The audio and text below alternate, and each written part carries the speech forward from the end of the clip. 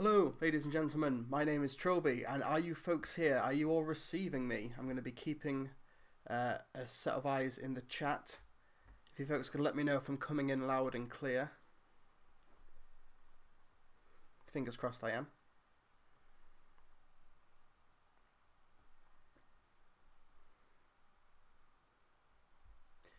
I'm just waiting for responses. I don't know if I'll be lagging behind at all. Fingers crossed, I hopefully won't be.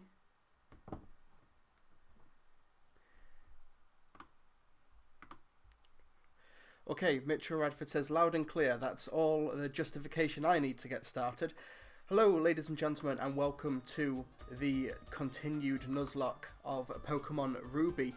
And there's actual production values in a way this time. Hallelujah! I'd like to thank the viewer. I don't know if he or she is about Lord Starfish, who posted a comment in the finished Nuzlocke stream once it was all ready and finished yesterday. Who let me know about a piece of software called OBS, which is what a lot of people use to stream on Twitch. And I downloaded it, and that's how I've got a setup. I have a webcam. You actually get the game audio. Let me know if the levels are fine, if I need to lower the game audio at all. There's a bit of music in the background, but let me know if that's okay. So actual kind of pseudo production values. I'm just going to quickly change something on my display. Okay, there we go. So I'll just do a little bit of a quick catch up to let people who have not yet joined the stream give them a bit of give them a minute to join. But hello, ladies and gentlemen. That's gone wrong. Give me a minute. Okay, let me fix that. That should be better now. Yeah, I just saw it go wrong on the thing. Okay, so for those of you who may have missed last night's stream or would like to get a refresher course, yesterday we conquered the first gym in Pokemon Ruby, which was Roxanne. We conquered the Nose Pass and the Geodude almost single-handedly with Heimlich. We also have Brad Bird the Talo, Rocket the Zigzagoon, who we shall refer to as Rocket Zagoon, Memory Worm, Torchwood, our starter Pokemon, and Baskerville. So that's the best approach to take, I think. Just kick ass and conquer all of the gyms. So, if you don't mind me, gonna make my way. Okay, so what we spoke to the guy who owns this building, and we are now able to go to the next town basically and conquer the next gym and move all the goods. So I did very briefly before this stream started consulted a guide in order to figure out what I didn't want to end up missing anything incredibly important in this city. And next to the Pokemon Center, to the left of the Pokemon Center apparently, is where you can get the HM for Cut, which we're probably going to need. So that determined expression, that limber way you move, I see you noticed. And you're well-trained Pokemon. You're obviously a skilled trainer. No, wait, don't say a word. I can tell just by looking at you. I'm sure that you will be capable of putting this HM to good use. No need to be modest or shy. Go on, take it. We've got HM1. And yes, that is my mug of tea. I've got no milk in, so it is a massive mug of black tea. After I finish this stream, I'm going to go shopping. Okay, and let's see what this lady has to say. When they were expanding the city of Rustboro, my dad helped out. He made his Pokemon use cut to clear lemon trees. Folks in the chat, just let me know if the audio level on the game is fine, if it's not too overpowering, if you can hear me okay. Like I said, I'm relatively new to this, so hopefully I've got a workable setup. And while I'm here, I vote that we give Rocket the HM for Cut, because basically Zigzagoon might be our HM slave for this run through, at least until we get Surf, but that will easily go to hopefully something we find along the way, but that's way down the line. So I'm going to give Rocket Cut in exchange for Tackle, because I think Cut... Oh no, get rid of Growl.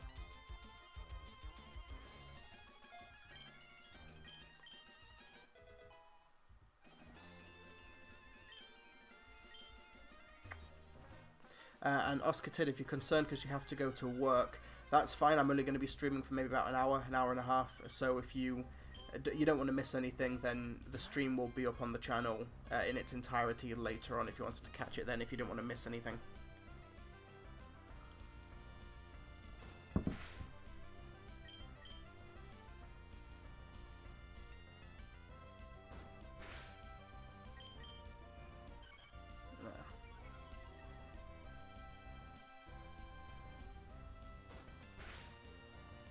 Critical hit.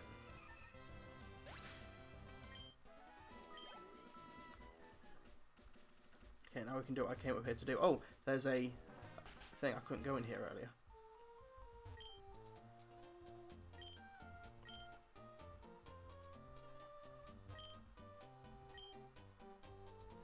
Oh yeah, we need Rock Smash, don't we? But that will be further down the line, I imagine.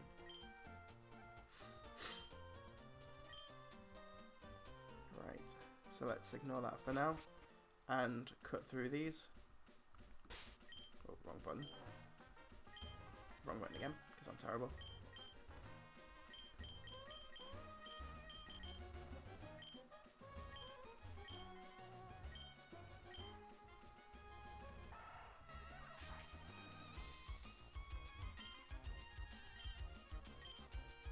So how's everyone in the chat doing today? We all good? On this glorious Saturday, it's really nice and sunny outside, which is why naturally I stay indoors.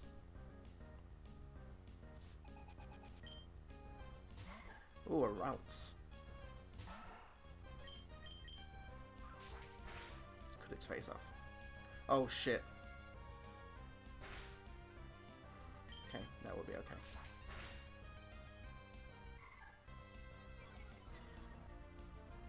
Dark Glow Productions says balls. Does that mean you are doing balls, or are you just pointing out that there's balls? You need done right. It's too hot.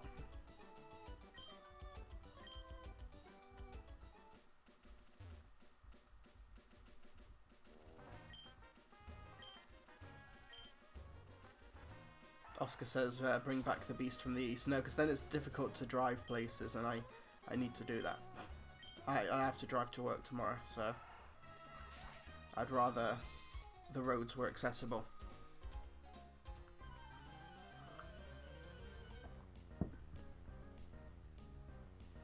Dark Glow Production says, I just wanted to say balls. That's fair.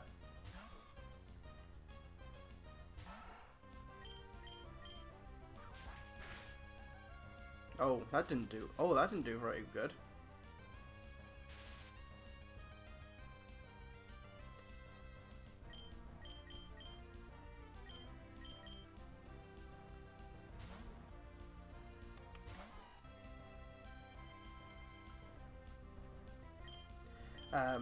The goal by the end of this live stream session is not necessarily to conquer the second gym, but to at least make some progress, go to the next major city, maybe catch a couple of new things. That'd be cool. British Buffoon asks, I remember you from the live stream yesterday. A lot of these names coming in very familiar. Thank you very much. What's my favourite number? 7, because I'm a massive walking cliche. Tom Monty says, hi, I'm liking this face cam upgrade. Thank you. I'm glad that the improvement works, and that you're actually getting sound from the game itself, and there's a moderately decent setup here. So yeah, glad you like it. And Oscar, have a good time at work, or try to, even though it's way too hot outside. And hopefully see you next time. Mitchell Radford asks, any particular favourite Beatles songs? I can't answer a question normally or simply. I'm really awkward. But so the best Beatles song is Eleanor Rigby, but my favourite one is I Want You, She's So Heavy from side 2. Oh no, it's the end of side 1 of Abbey Road. That is such a trippy, relaxing piece of music. Tom Monty asks, coffee or tea? coffee in the morning, tea afterwards. Like I said, I can't answer anything simply.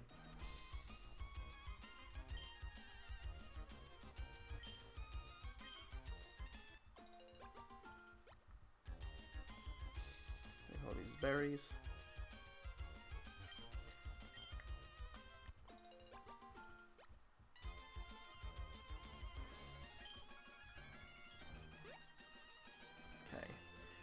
Now that we have those berries and we've cut through that path, now is probably a good time to make our way to the next location. Just checking. Oh, there's our rival. Oh, actually, before we don't have to battle him here, do we? I thought that was after the next gym. Way too early now, isn't it? So, I'm gonna fast forward. This is probably gonna be terrible for the ears, but right. Thank goodness for emulation. Hi Trilbee, how's your Pokedex? Have you filled in any pages yet? Mine rules. Well, I'm going for the Nuzlocke, so I don't really get a choice or a say in whether or not I get to fill up the Pokedex. Do we have... Yeah, we do have Pokeballs, good. Very good. Tom Monty asks, if you were given the chance to ask Stephen Moffat one question about his work on Doctor Who, what would it be? I would like to ask if, upon reflection, if he personally would like has any regrets or would change anything. Because I'd be interested in what he would see as what the low point of his tenure would be, or what he could have improved on. I'd like to hear him say it, just to see if it aligns with what the community and what the fandom and what I also want. I put those in separate categories, you know, the community, the fandom, and myself, because I'm not necessarily going to claim that I speak for the community or anything.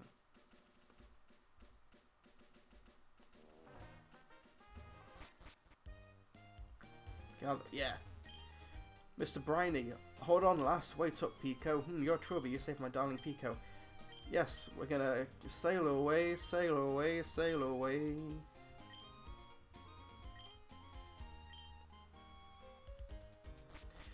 Mitchell Radford asks, will you be getting the recent novelizations of Rose or The Day of the Doctor by Russ T. Davies and Steve Moffat respectively?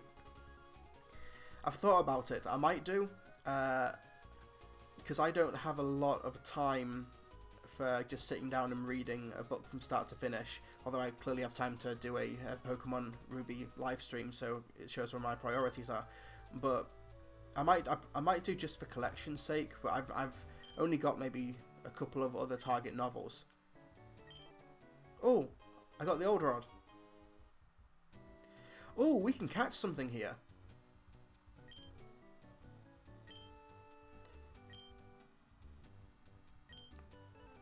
What do you say, folks? Shall we... If this counts as a different... Okay, 106. Dewford Town. Yeah, we can catch something in Dewford Town. This seems like a nice spot.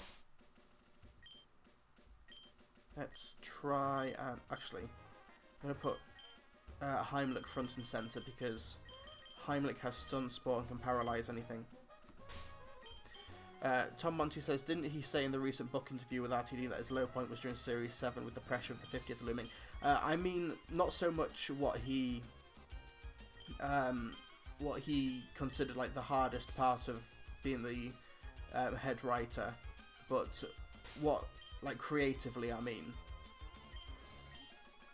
Because, like, you can talk about the low points of your working career and the low point of the career of the work that you've made, if that makes sense.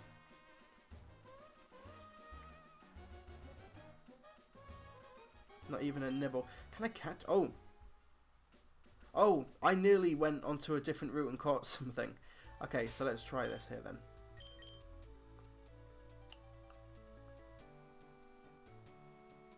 Not even a nibble.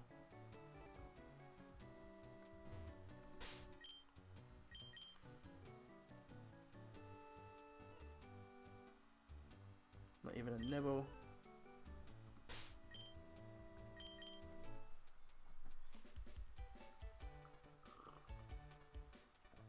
Oh, a bite. A Pokemon's on the hook. What are we catching? A Magikarp. I don't know why I'm surprised. Folks, get in the comment section, get in the chat, and think of a name to give to this female Magikarp should we catch it. Tom Monty's asking, what would I call Stephen Moffat's low point in terms of quality? Probably his season finales, but if I had to pick one, it would likely be Hellbent.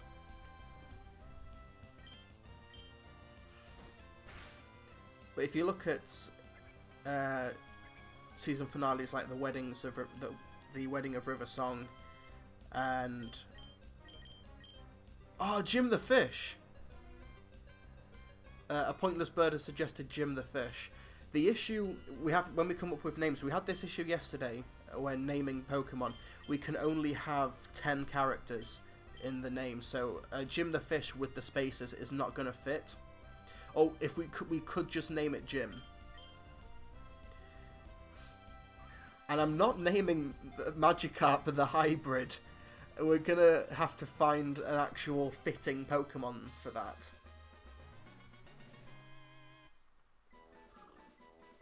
Now remember, if we name it Jim the Fish, it's going to evolve into a Gyarados. Magikarp is a pathetic excuse for a Pokemon that is only capable of flopping and splashing. This behaviour prompted scientists to undertake research into it. A Fim the Jish. I think I would just call it Jim. Because a Pointless Bird brings up Jim the Fish, no spaces. But I don't know if my OCD can handle that. See how it looks.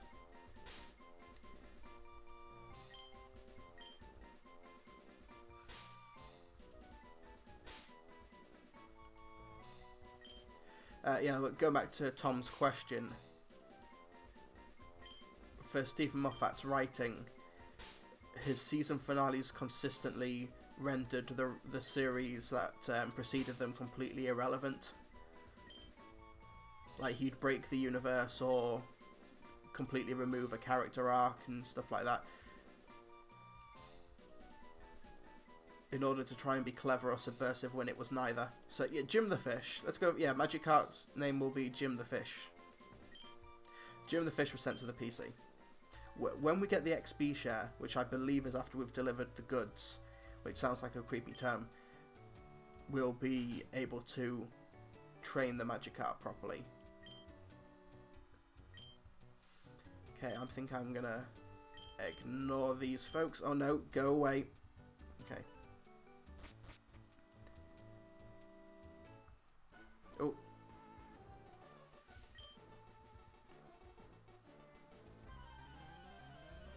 Tom Monty says, what made you decide to stream this game in particular? And on a further note, why this Pokemon game in particular? I decided to stream this because I discovered the screen share tool on Google Hangout, and I thought I'd test it out, and I have Visual Boy Advance, and I thought it will be easy to do, and it's also a game that many people will have likely heard of, and it would kind of be a pseudo sequel to what I did years ago with the original Nuzlocke. And why Ruby in particular? I have a Game Boy Advance emulator, and they don't have gold or silver or crystal on the Game Boy Advance, and I would rather play the updated remade versions of those. I could get a Nintendo DS emulator, but I don't know. I've not looked into that before. I have to see if it would work or if I could effectively stream it or capture the footage. So just as a quick test to experiment with live streaming, Pokemon Ruby was the simplest choice.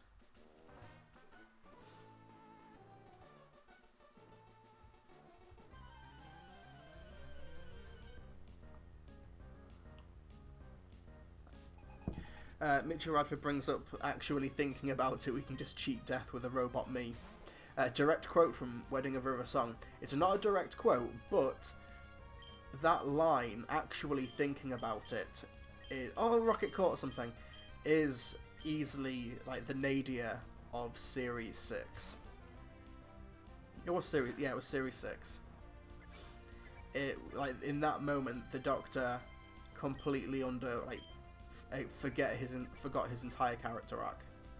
Actually, while Magikarp is splashing about, I'm going to howl, because that will increase my attack a lot. I'm going to speed up the audio.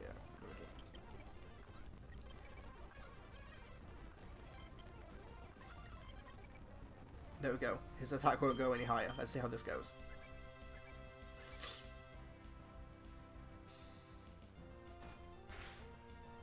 Yes!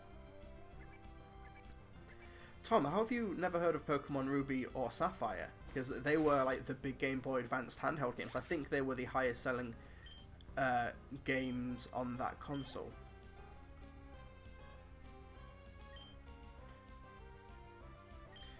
Tom asks, where does the Series 10 finale rank in your list of Stephen Moffat finales then?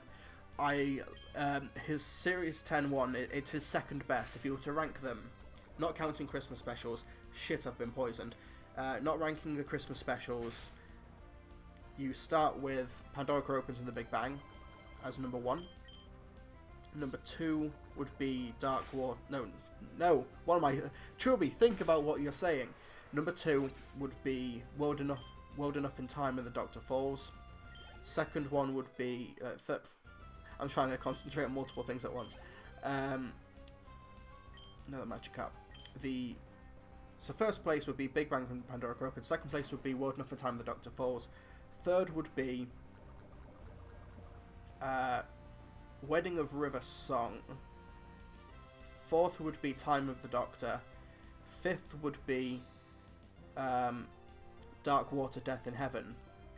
And then the last one would be... He did a lot of finales. He did a lot of seasons. The last one would be Hellbent and Heaven Sent.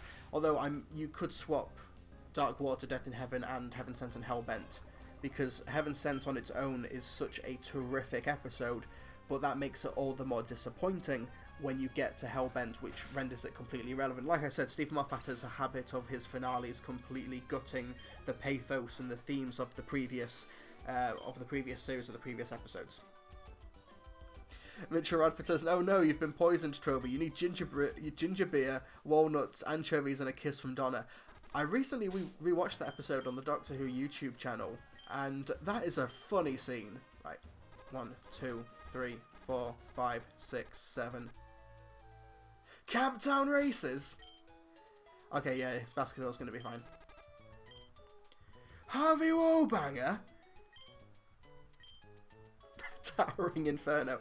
That's a funny scene. Like, Unicorn and the Wasp it's not a great story, but it's fun, decent TV, and that sequence is really funny. I need salt. What's that? It's salt. No, that's too salty. What's Rocket got?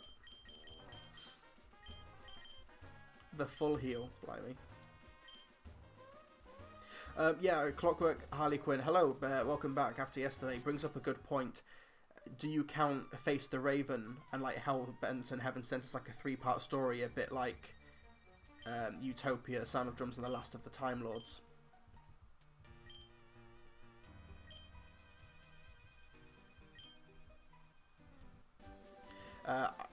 Tom Monty asks, how much have you been listening to The Shepherd's Boy as of recent?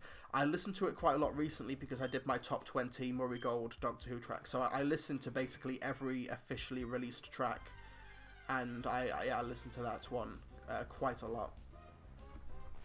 This is the first Pokemon we've encountered in the route, and it's an Abra, and it's gonna fucking teleport. Okay, chat, I need your help. Do I use Stun Spore, hope it doesn't miss, paralyzes it, and then hope that it gets paralyzed so it doesn't teleport? Or shall I just throw a Great Ball and hope for the best? Chat, I genuinely don't know what to do, so please vote. I'll leave this for a minute while I swig my black tea.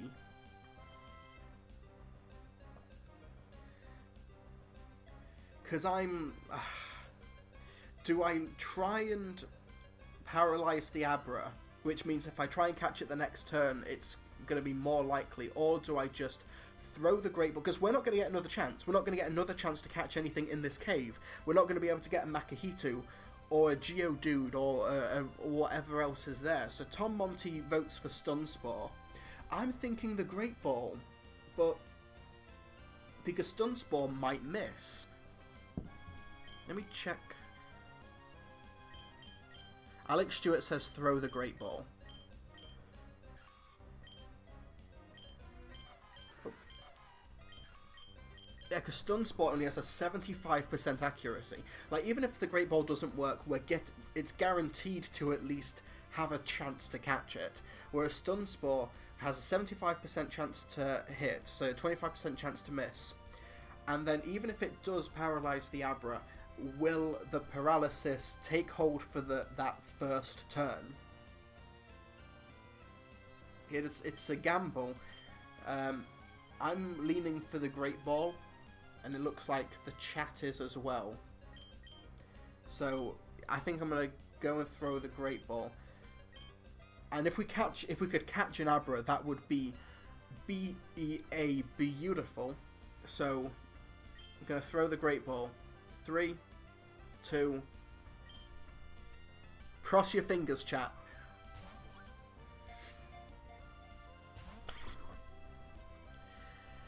Okay, we're not catching anything in this cave. Oh, that's gutting. That's genuinely gutting. Okay, let's just proceed into the cave then.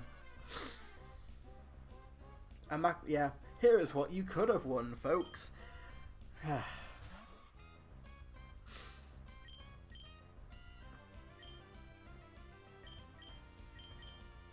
That's frustrating.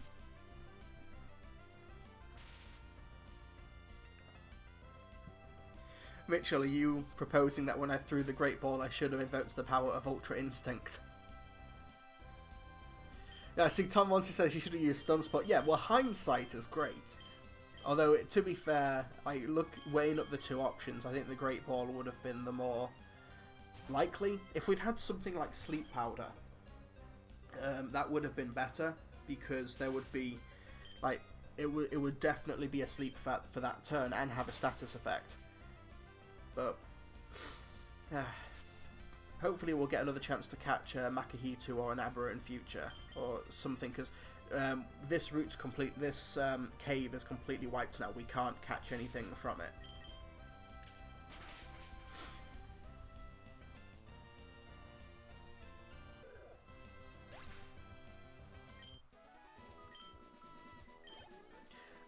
I don't want to give any of my Pokemon Flash, so just for fun, I'm going to try and navigate my way around this cave. Tom Monty asked, do you listen to Doctor Who soundtracks in general when not recording my God-related videos? Sometimes, depends on my mood.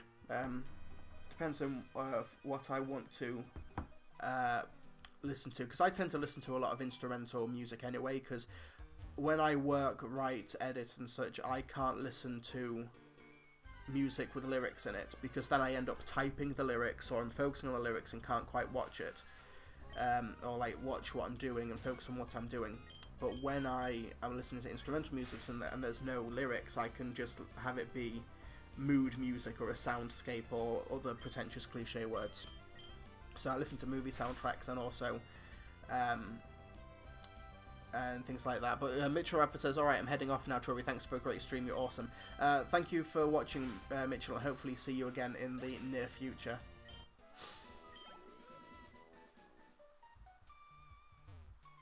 In future, now that I know I can screen share and do webcam and stuff like this, when I'm getting to the home stretch and editing a video or finishing a project, I can probably live stream that. I'm going to try and do more live streams. The gaming one is more, look at what we could have won. When we get to the ending of the editing for Before He Wakes, which is my short film project, that might be a fun thing to work on. And Tom Monty says, I usually listen to Doctor Who stuff when I'm feeling depressed or sorry for myself. When I'm feeling depressed or sorry for myself, I tend to listen to more upbeat instrumental music.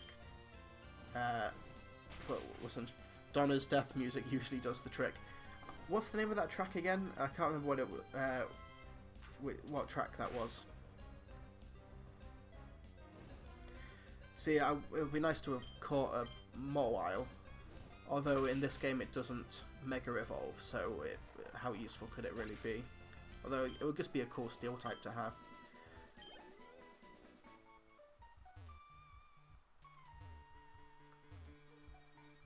Haha. Where am I?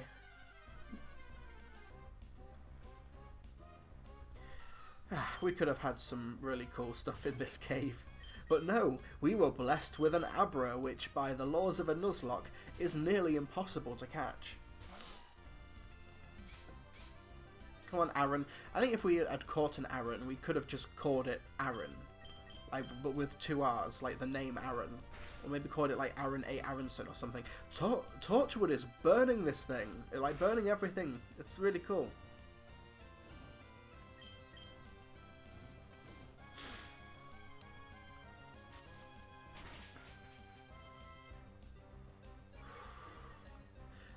Clockwork Harley Quinn asks, because they weren't included in your list criteria, what do you think of the songs and the lyrics? I like Love Don't Roam. There was a really good version that they did at the proms in 2006 or 2007. That was really good. It was the same... Oh, Brad Bird has learnt Wing Attack, which will be good for the next gym. Yeah, because they did a live musical event for the first 2 seasons. And they played a clip of The Runaway Bride. It's the car chase sequence, and they had the live orchestra play over it, and that's a really great rendition of Love Don't Roam. I think Gary Williams is the singer for that one. I can't remember if he's the singer of the original track, but I like that one. Angel Put the Devil in Me is good both in the episode, in my opinion, and the studio version, because there are 2 different versions of that track. And Song for 10, off the top of my head, I can't remember which one Song for 10 is. It's, what episode was it in, if it wasn't an episode?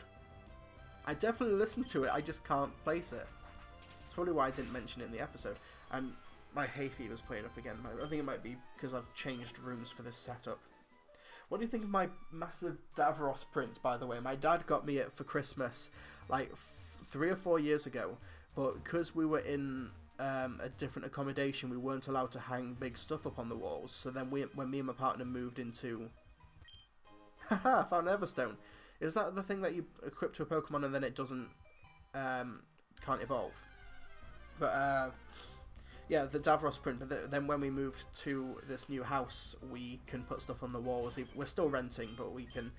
we've got more freedom. That Song for 10, yes, thank you, Tom. In the Christmas Invasion, when the 10th Doctor gets dressed for the first time. It's fine. Yeah, it's fine. I've been meaning to do like another Doctor Who video. I know, shocker. About like good things in bad episodes.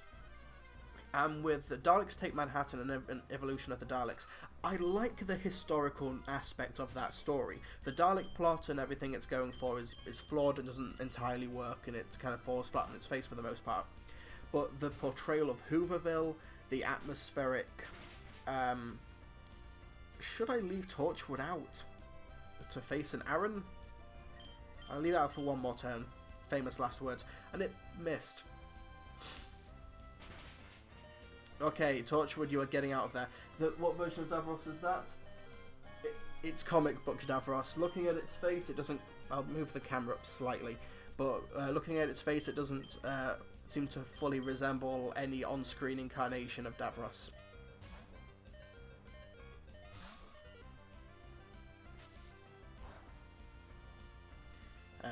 So you folks tell me, but...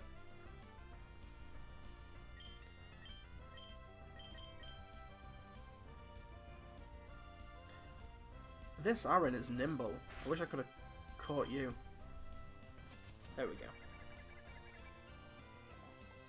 But yeah, I like the portrayal of Hooverville.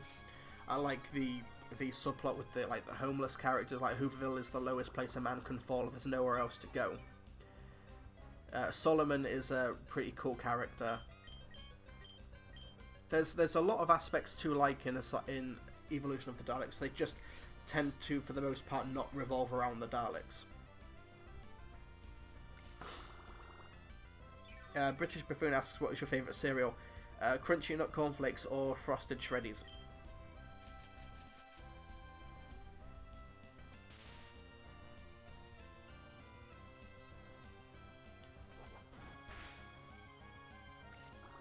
This match is taking forever. I'm going to speed it up because I'm terrible. There we go.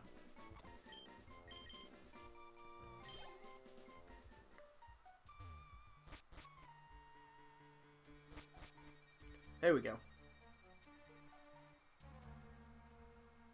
See, it would have been nice to have had that Abra so I could teleport straight out of this cave.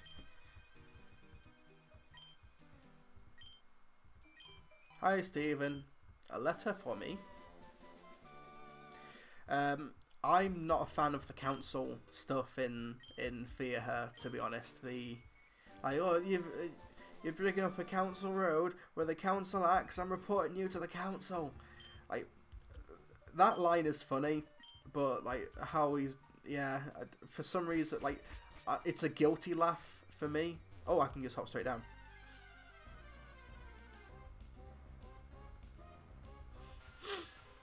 Yeah, I can never quite get over the fact that Love and Monsters ended with it being implied that Elton every night literally pounds the pavement.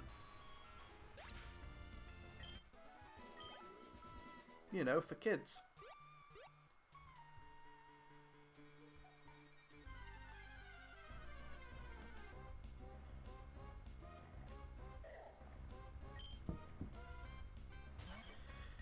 I was thinking earlier about like the Pokemon nicknames should we catch stuff, and if we catch a Machop or a similar like buff-looking fighting Pokemon, we should name it All Might from My Hero Academia. But for Makahito, we could name, if we had one, we could name it Rafiki, as in from like WWE. Was it WWF? Can't remember. Where growing up they all kind of blended into one.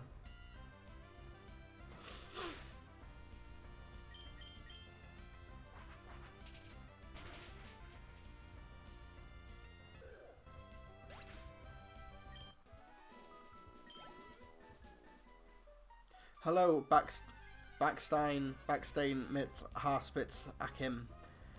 I apologise wholeheartedly for butchering your name. Lord Starfish, I mentioned you at the beginning of the live stream. I downloaded that streaming software you suggested, and that's this current setup. So thank you very much for that. Appreciate it. And you've not missed much. We caught a Magikarp in Jufa Town using the old rod, and in this cave we encountered an Abra, threw a great ball at it, didn't work, and it teleported away. I'm sure you'll get a dramatic recreation of this in a moment.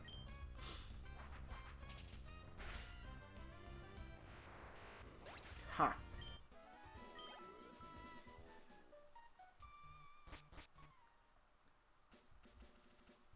But yeah, Alex Stewart, I agree. I like Peter Kay as the human form of the villain.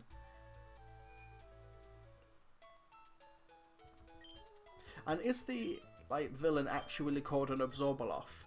Or does Elton suggest, like, you're an Absorber thing, an Absorbatrix, an Absorbaloff? Yes, I like that. Like, is that his actual name? Or is it just a name that he likes and decided to go for it? But the Clom joke is inspired. Like, oh, what's the twin planet of Raxacoricofallapatorius? Can't say it. What's the twin planet of Raxacoricofallapatorius? Clom. Clom. Yes, Clom. Tom Monty asks, do you think the Weeping Angels will ever return? I don't want them to, and now that Stephen Moffat is no longer writing, I doubt they will. Like, I also doubt the Silence will return as well. Mainly because they're more trouble than they're worth in terms of continuity and world building.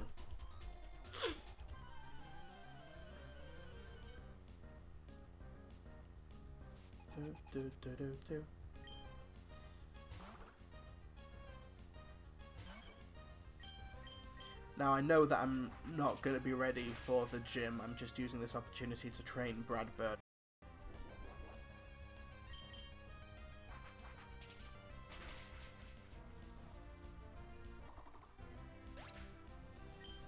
No, I'm not the swine. I spit on them. I was born on their twin planet, Clom.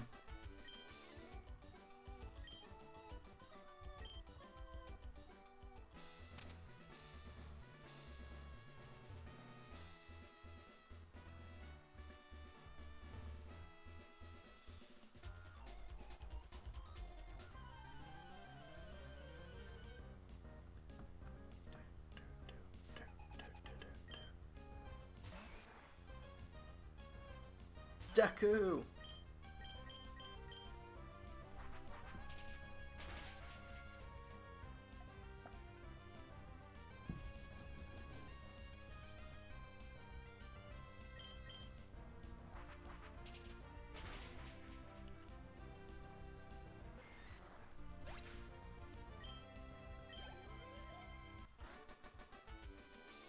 Do you think that's all the more reason to bring the Weeping Angels back now that Moffat's gone?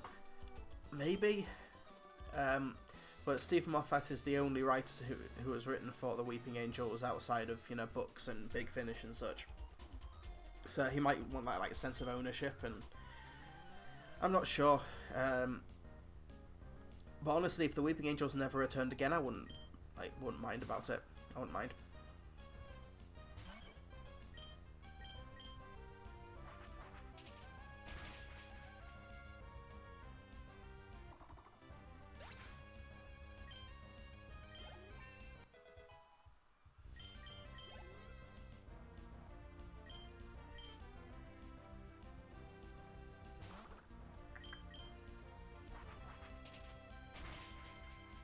Haha.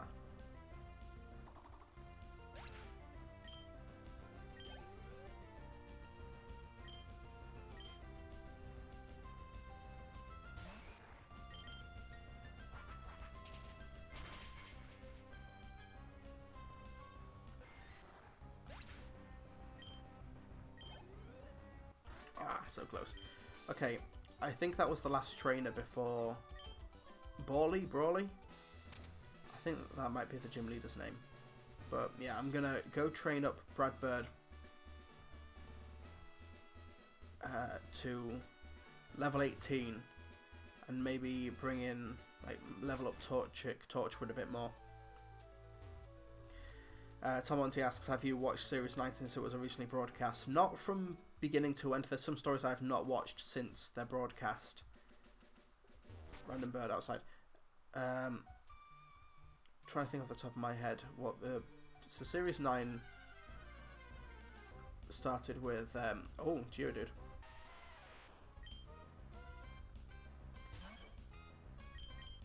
Remind me of how Series 9 started. Was that the one that started with Magician's Apprentice?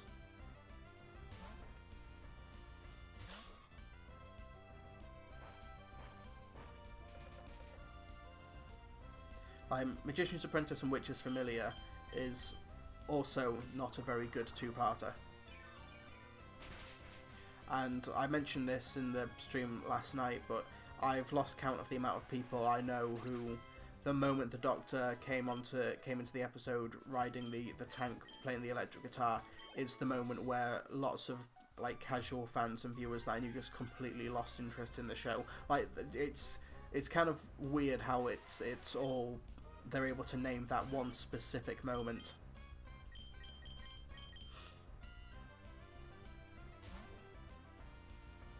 So I don't want to keep on giving Heimlich all of the attention. But yeah, for Series 9, see, I'm actually having difficulty remembering a lot of the Series 9 stories.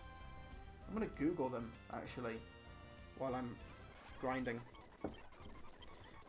Oh, Heimlich is going to learn Mega Drain. We can replace Absorb.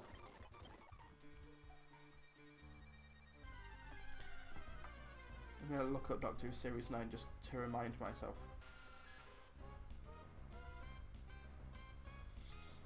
Series 9.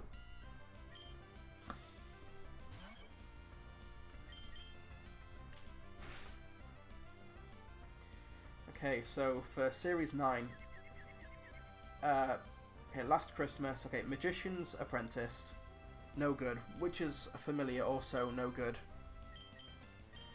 Before the, oh yes, Before the Flood and Under the Lake, that's a legitimately good two-parter. I have rewatched that, that's really good. Girl Who Died, The Woman Who Lived, I've not watched that since broadcast. I don't remember it being particularly memorable. The Zygon Invasion, Zygon Inversion, I've watched parts of that, obviously I've watched the Doctor's speech at the end of the Zygon Inversion. Oh yeah, Series 9 was the story where they were all two-parters except for Sleep No More. That was the gimmick. that also may have contributed to like the declining ratings and viewership. And then you have Face the Raven, Heaven Sent, and Hellbent. I have watched Hellbent and Heaven Sent once each since broadcast. I think I've watched Heaven Sent maybe a couple more times after that. But yeah, I've watched Hellbent after its initial broadcast, so... But yeah, Series 9 was the every story is a two-parter thing.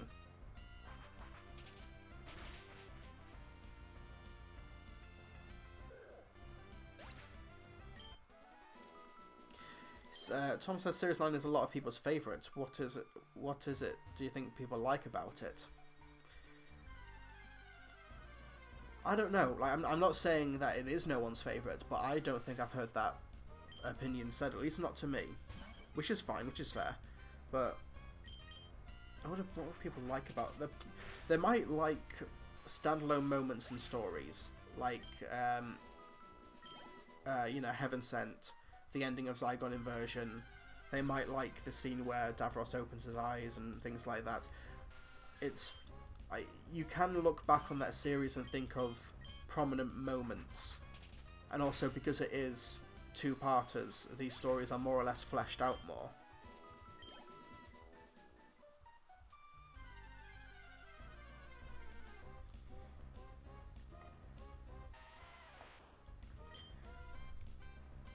And also Peter Capaldi is really good in that series, but... Oh! Rocket's got an item again. Okay, I'm gonna try and blitz through some of this grinding.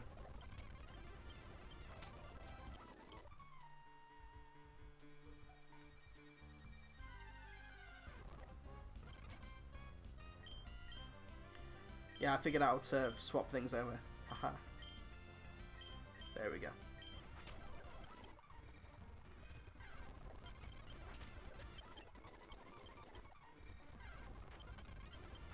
Take that, Abra.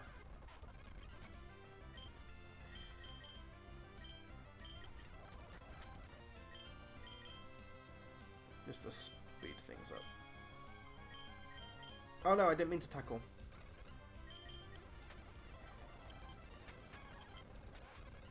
But yeah, YouTube comment sections do not represent the whole fan base. Or like, I know people also like to cite the YouTube like and dislike bar for, like they say, oh, Jodie Whittaker's casting is universally hated because it's like 30% of people on YouTube have disliked it. But like, for example, I like Jodie Whittaker's casting. I've not hit the like button on that video. Whereas if you are more like vocal or like against something, because negativity is a more prominent emotion, you're more likely to externalize it in the form of a nasty comment or like disliking something. But yeah, it's become the Tom and Alex chat. Is there anybody else watching in the live stream who would like to contribute to the chat or ask a question or join in the discussion?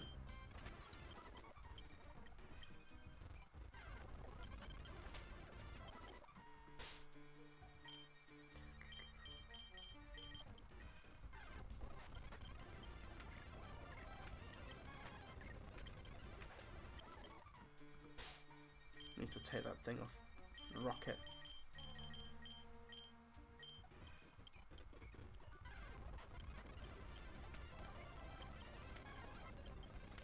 Yeah, Memory Worm could be a good Pokemon to bring into the fighting gym because it has confusion, but it needs to be leveled up a lot more. Yorkshire Doctor for the win. Yes, Jodie Whittaker is going to be playing the role of the 13th Doctor in her actual Yorkshire accent, which I think is terrific.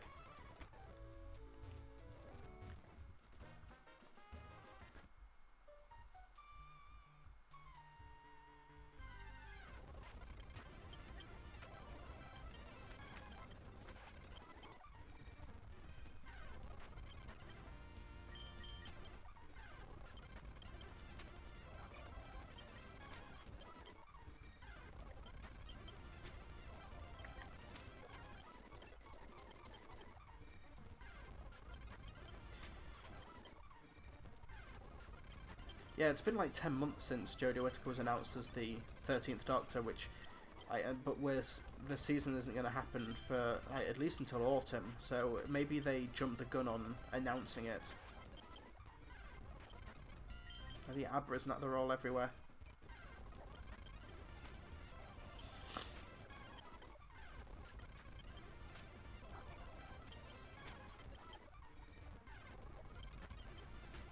I'm sorry for those who might not like the... Oh, what does Gust do? Oh yeah, so, okay. Oh no, yeah, it's Whirlwind, which is the one that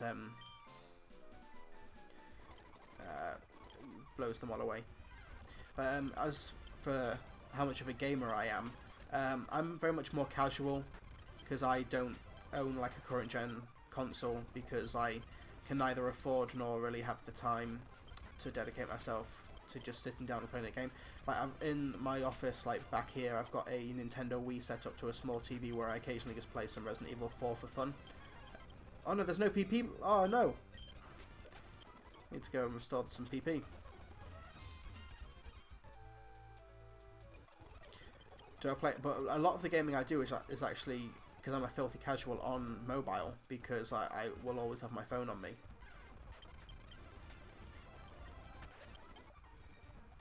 But of course, it's mostly like free-to-play games, and I only tend to have maybe 1 or 2 on the go at once.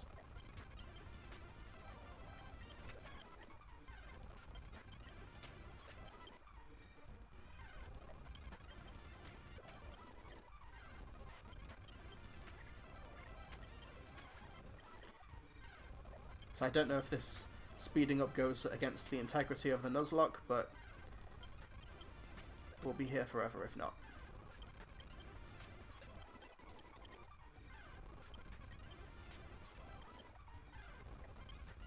I think Memory Worm only really needs 1 more level.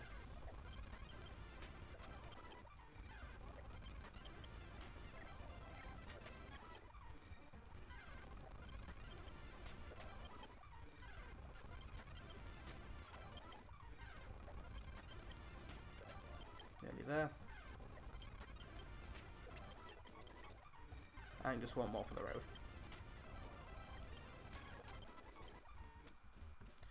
Okay, I think we might be ready to try and conquer this gym now.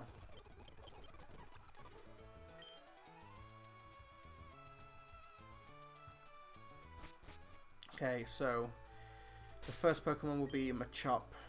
Who has the highest defense? Yeah. Memory Worm won't get the stab effect, but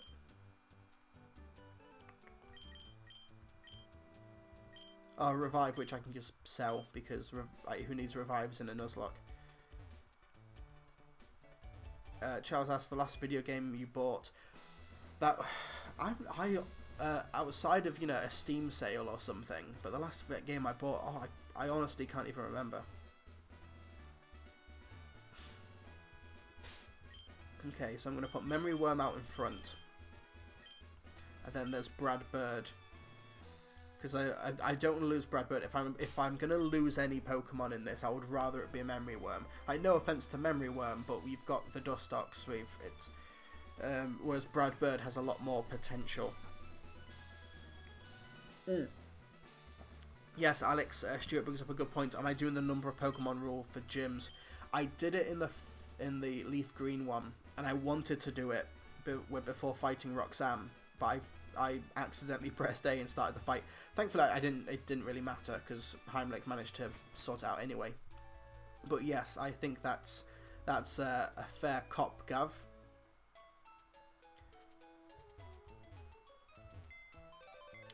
Tom says, I have A-levels in less than a month that I desperately need to start studying for. I must do that. Great stream, Trilbee. Looking forward to future videos. Yes, study that math. Yeah, best of luck with it, Tom. I hope it all goes well. Okay, so deposit. Okay, so I have a level 18 Brad Bird and a level 16 Memory Worm. Also, it means that if we end up losing, our whole team isn't wiped out. We can regroup and try again. So we're going 2 for 2. We're going to go Memory Worm and Brad Bird versus Machop and Makuhitu. Although, Tom, I'm going to say, if you were to stick around, we are about to tackle the second gym leader. But obviously you have maths A-levels to do, so I don't blame you. Okay. Memory Worm is out in front. Let's give this a go. I am Brawly, Dewford's gym leader. I've been churned in the rough waves of these parts, and I've grown tough in the pitch black cave. You merely adopted the dark. I was born in it.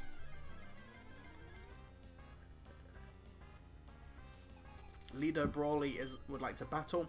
Yeah, Machop goes first. Okay, confusion. Okay.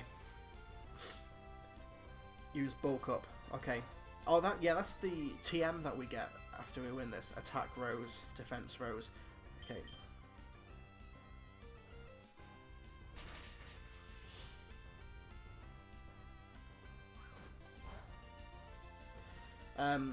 Yeah, Tom, I think we're going to be just fine after that attack on Memory Worm. We're going to be all good. But yeah, best... Oh, Super Potion. At least it means he won't have it for Makuhitu. Unless he has more than one Super Potion. But yeah, yeah, best of luck with your studies, with your revision, Tom.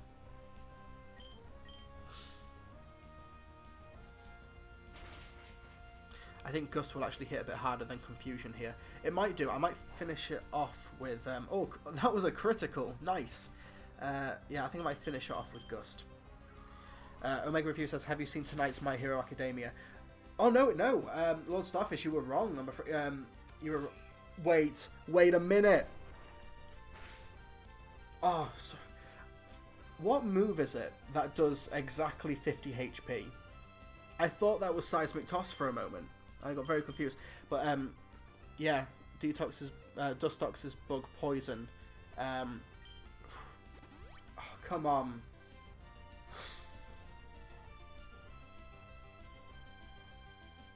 But yeah, the main reason Memory Worm is out front is because... Yes, confused. The main reason Dustox is out front is because it has a significantly higher defense stat. And also it means if we were to lose a Pokemon first, I would rather it be Memory Worm.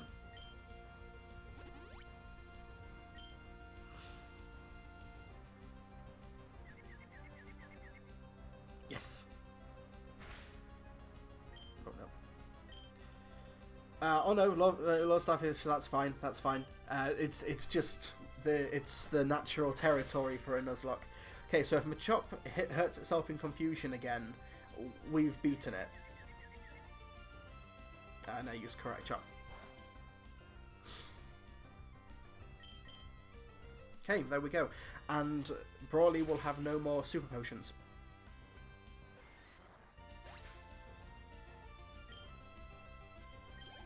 But yeah, I've not seen My Hero Academia yet. I tend to watch it on Sunday morning.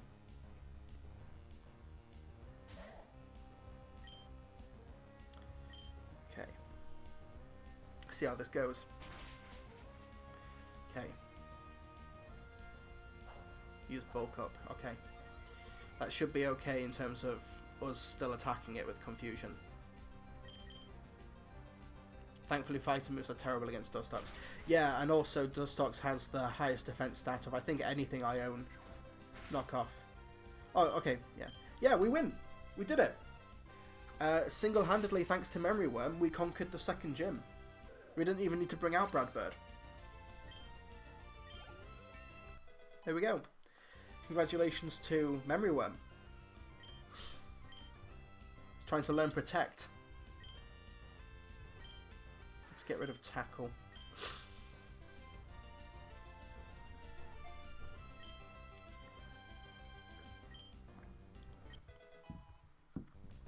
Cool, there we go.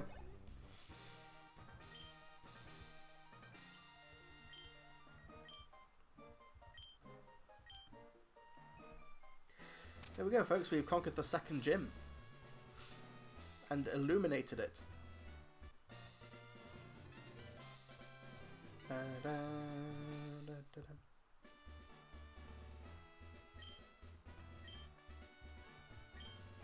Okay, we can...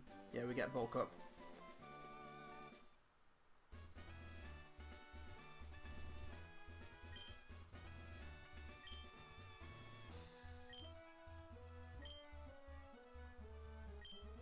Cool.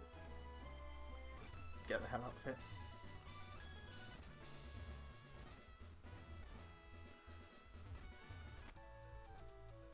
There we go. So we conquered the gym, we've delivered the letter and all the goods.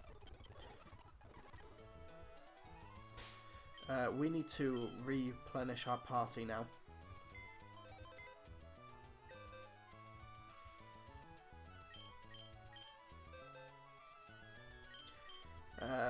We'll save Eccleston for another time. I'll have the party as it was.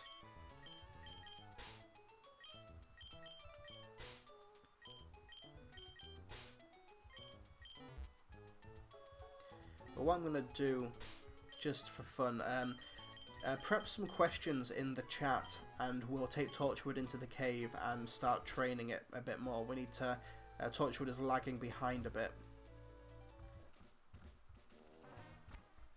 So if you folks have any questions or want to fire anything out, then go for it.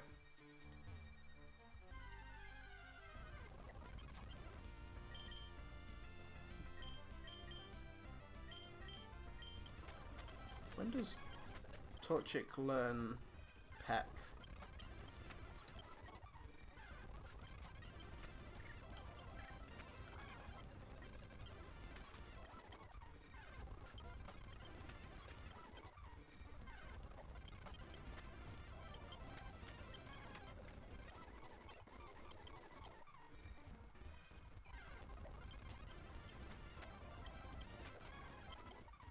I'm gonna go heal it.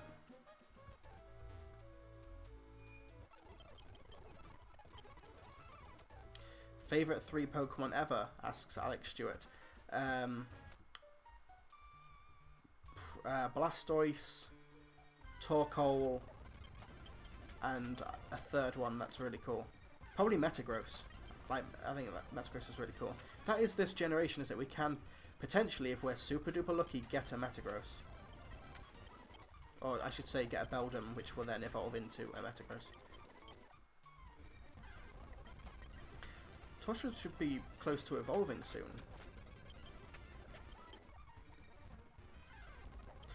Chat, sound off on what your favourite Pokemon are, if you do indeed have any. If you had the choice between Steve Moffat running Doctor Who for another 3 years or the Amazing Spider-Man series getting another movie, I'd rather choose the Amazing Spider-Man one because that is significantly shorter. Significantly shorter than another season of TV. So I was just trying to learn Peck, there we go. That explains why you're so devastated when a Poige died. Oh, you had to bring that up! You had to open up those wounds. Honestly, I probably would have been devastated no matter who the starter was. And then Koji, the Marowak, became like my new favourite starter. Torchwood is evolving, folks!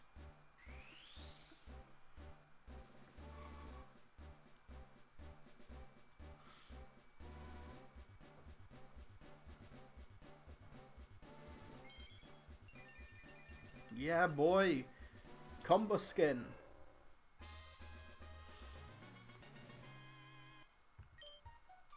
Trying to learn double kick.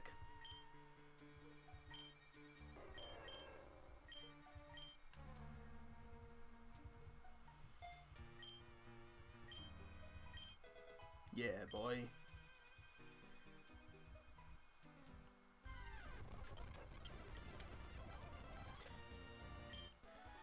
Lord Starfish's favourite, Gyarados, Greninja, and Rowlet. Rowlet's the owl grass starter, right? Like I mentioned yesterday, that was the generation I missed.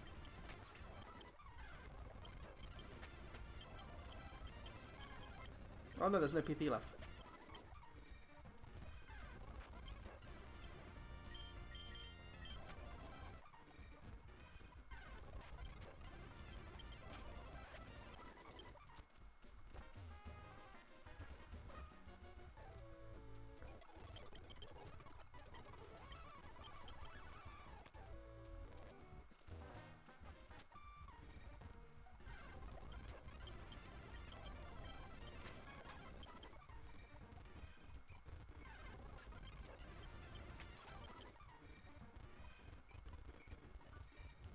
Come on, come on, come on. There we go.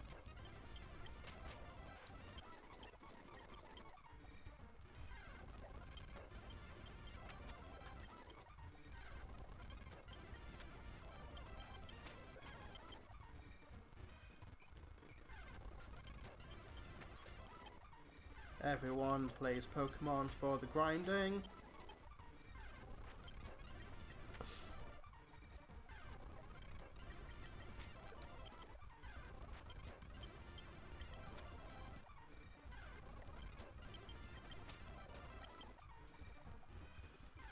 If you wrote a Doctor Who episode, who would be your first pick to direct it? I don't know, actually. Because it's TV, like, the writers are much more in charge, like, creatively, whereas, like, in film, the director is the one who is king. So I'm not sure, actually. But that's a good question, though. Have I gone to Slateport yet? No, I believe Slateport is the next destination. Yeah, but I'm going to nip back to Petalburg for a minute. Just skip that. It's entirely possible to complete the game without doing the second gym. I think yeah, because you don't. If you're able to survive without Flash, you'll be okay. But don't you need all the gyms to get to the Elite Four? I'm not sure. But yeah, I'm gonna grind here for a minute.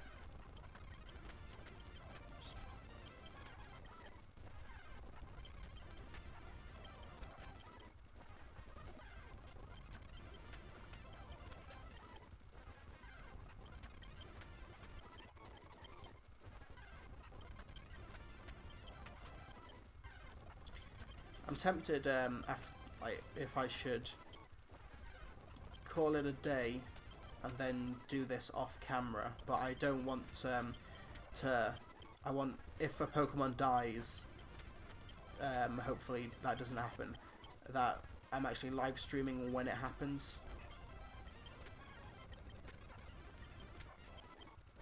Obviously I don't want it to happen at all, but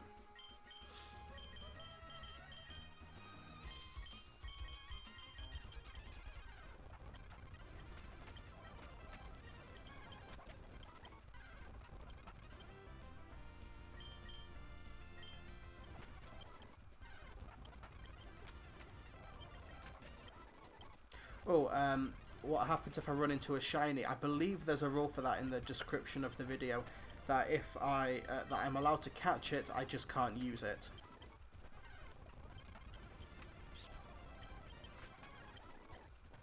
Okay, I'm gonna heal up.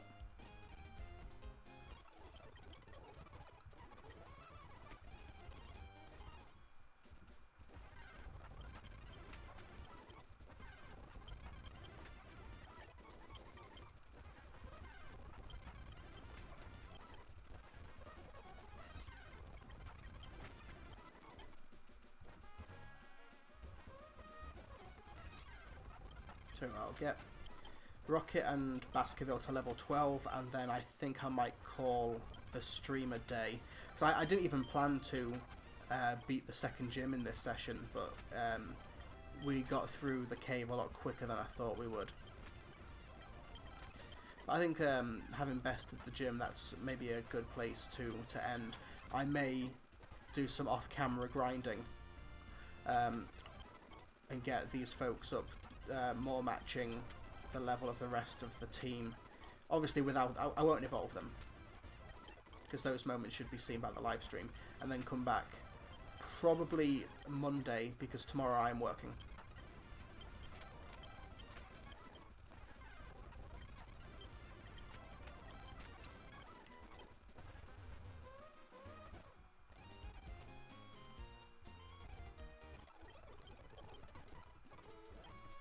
But yeah, I think that will do, folks. So, to recap this episode, we delivered a lot of the goods. Rocket picked up another sodding thing. So, that'll give.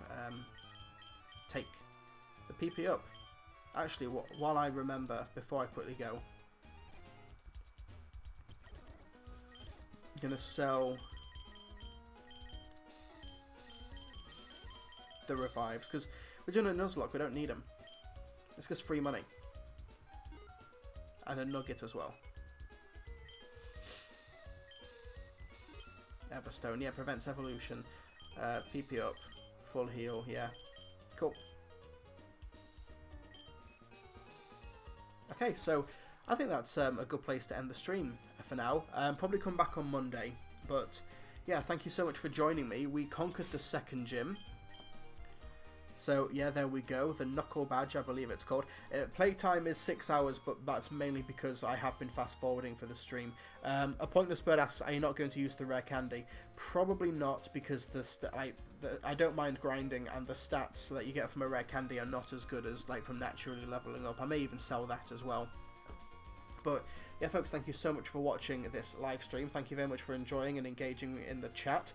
We almost caught an Abra and then didn't, but we did get a Magikarp and our Torchwood evolved, and we conquered the second gym. So this is quite a productive episode, and I think I shall see you folks next time.